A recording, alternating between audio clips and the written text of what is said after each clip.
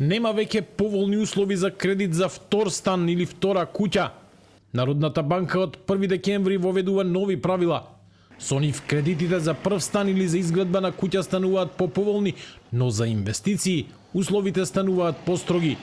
Банките ќе можат да одобруваат кредити за прв стан или за куќа со само 10% од сопствено учество. Иако навидум, мерката може да изгледа како да е од социјален карактер.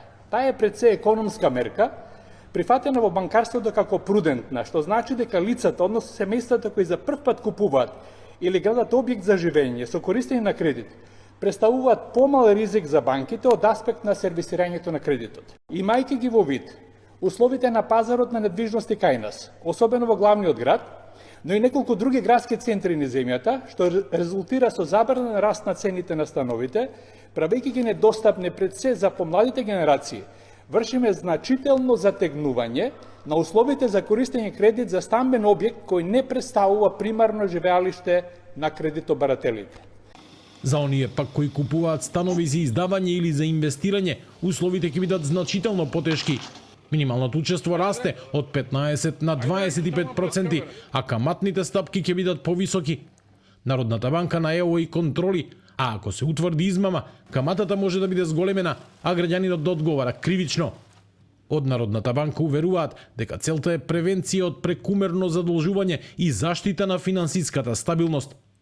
Цените зависат од понудата и поборувачката, значи можноста за достапноста на кредитите. Сега ние ја намалуваме таа можност за достапноста за лицата кои што купуваат втори, па тоа се тие.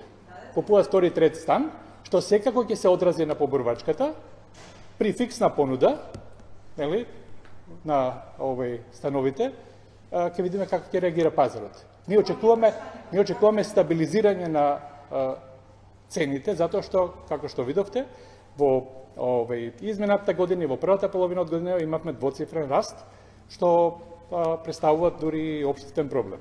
Покрај кредитите, гувернерот Славевски најави и дека инфлацијата продолжува да се намалува. Очекувањата се во следниот период таа да биде под 3%, а за 2 години да се стабилизира на околу 2 како во еврозоната. Според Државниот завод за статистика, во август месечната инфлација изнесува 0,2%, а на годишно ниво таа достигна 4,4%.